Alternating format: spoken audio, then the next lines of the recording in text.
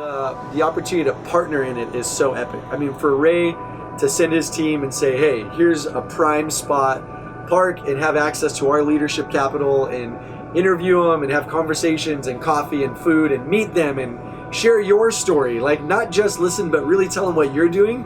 It encourages me because it tells me that there are churches who are in legacy status, right? Ray's church is over 30 years old, and they're intentionally seeking out the stories of the next generation. That, to me, is gold.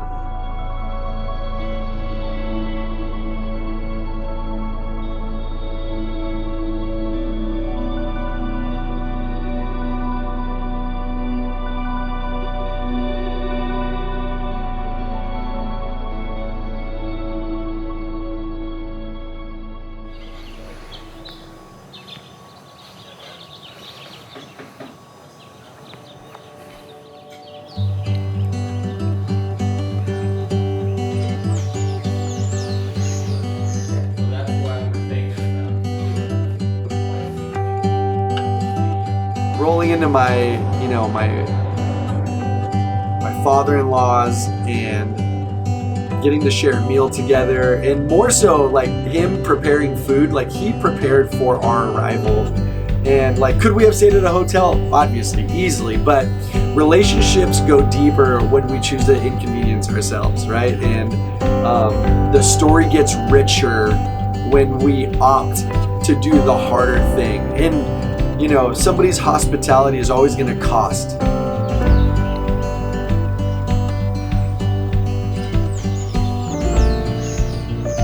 got it, man. All right, bro.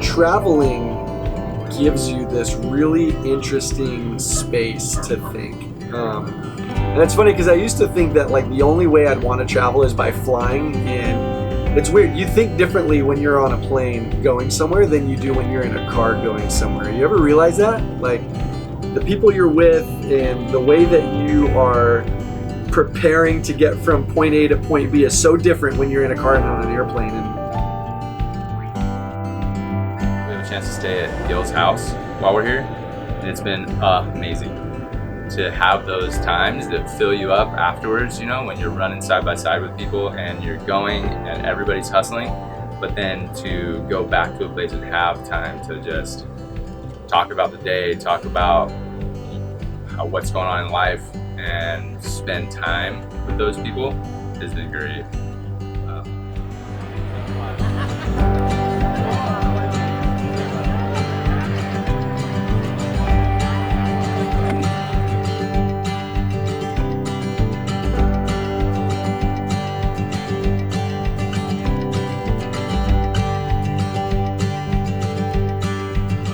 When I think of these conferences or I think of these events, they're nothing. Like, you can have a great attitude, they're gonna be fun. That's regardless though. I think the most powerful thing about anything you do is the people you surround yourself with. And even to the extent of something small of like, hey, your friends are in town, we're gonna be doing this thing together, let's put you up at a hotel, this or that, or you going to a hotel. It's like, why? Like, we have homes, we have rooms. Like, community. The word community is like, I think we forget what community really is. It's not just the people you may live by or the neighborhood you're in, but it's the relationships and the bonds you have with people that you do stuff with.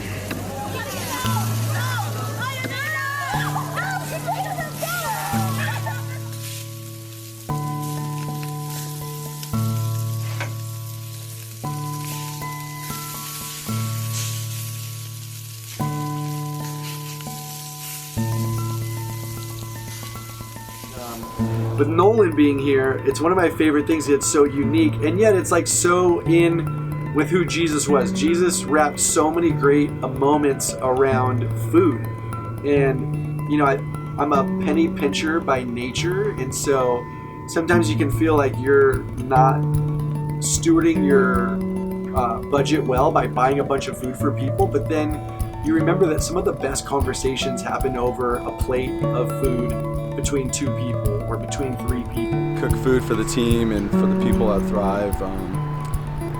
It was just something I got so excited about, and it's an opportunity for me to kind of be in a place where I can do something that I love to do and connect with people, which I love to do. I love cooking food, and when Mingo told me about it, it was his whole image was create a hospitable environment. Just food in general is the common language. Everybody's got to eat. Everybody's got to take time and eat, and that's what it's about out here. Is like we first speak the common language with other people, and then we start to get to know each other.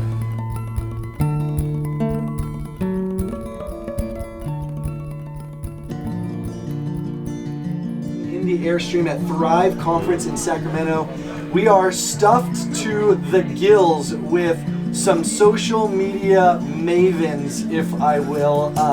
Several people who have influence in the tens of thousands, but more importantly, people who have a deep conviction about what matters most when we share what's happening in each of our personal lives. And as our audience is made up largely of emerging leaders inside of ministry and seasoned leaders, this is such a timely topic for this generation and the generation that's trying to figure out whether or not social really is a key component that they should or shouldn't invest in. So it's interesting how many talks we've been having on social media. And I have this weird relationship with social media right now because I want to post more and I want to share, but I go to post and I'm like, I don't have the words, or I have this like, I'm stunted by what people are going to feel and perceive when they see my post, and I'm like, how is this worded that's going to uplift people, and how is this worded that's going to not be of like me-centered? The fourth being today, some of the dark sides that we have to address with social media. Wanting to know and it just becomes this addiction where I need to know everything that's happening. If I don't know, I feel like I'm missing out. And sometimes you're so focused online in front of that screen instead of being present with the things around you, having a family, being a dad. Whatnot a little bit. So I would just encourage people, just move forward in wisdom. Don't vilify it. There's a verse in Ecclesiastes that says, a man who fears God avoids all extremes. I'd say that I'd definitely learn about social. Definitely, if you can figure it out, but it may not be you. You may not be someone that's good at posting, that likes to post, that doesn't. And so if it's not, then you're wasting your time and talents in an area where you could maybe be doing something different. For our listeners, we love you guys. For the YouTube livers or Facebook livers, we love you guys too. We'll talk to you guys soon. Look forward to being with you. Thanks.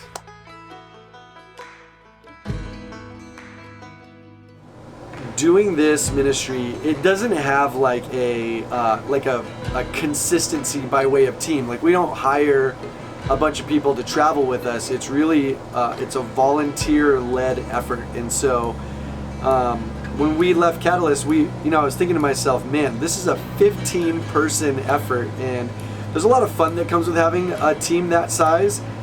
But there's something different about this round. I love that it was, all of us just piling into one car and making that run. I was telling Gus, one of the guys on our trip, Gus taking our photos, like, this feels so much more intimate this round, right? Like, I consider just another family for me.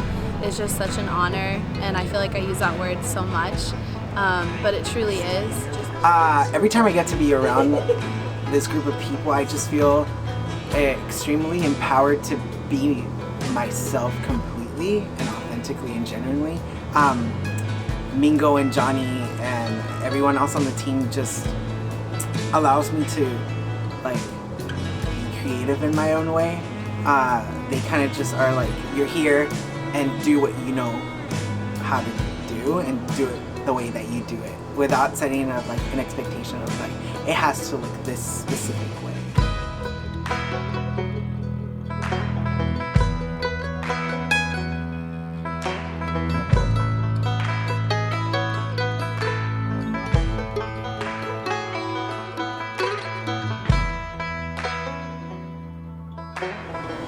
This was version 2.0 of the prayer interaction here at Thrive.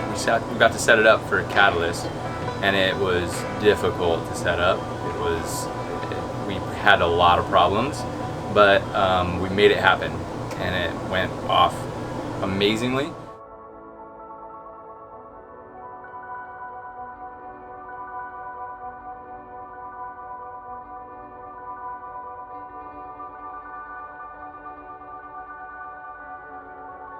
read everyone's sticky notes, and even seeing people go into it today is just powerful because I know what they're about to experience and they don't, and so it's like you see them going in and you're just so excited for the powerful experience that they're gonna have with that installation. A lot of people don't even know what it is. They just go to take pictures with it, and then God meets them there in that moment where they're given the opportunity to surrender a lot of their burdens and a lot of things in their heart internally that they probably didn't know were even there.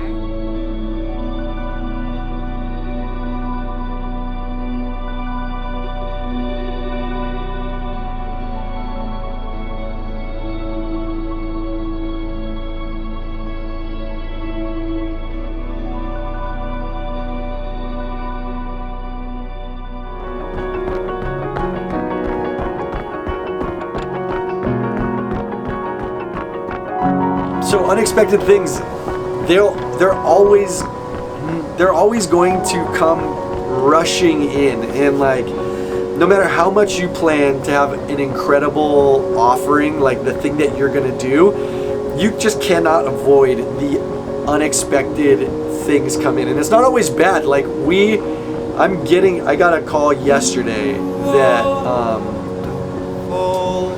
like they need or they want me to like help preach on Sunday at Saddleback. The stuff we didn't plan for happened as soon as he got this call from church saying, "Hey Mingo, we need you to jump in. We need you to speak this Sunday."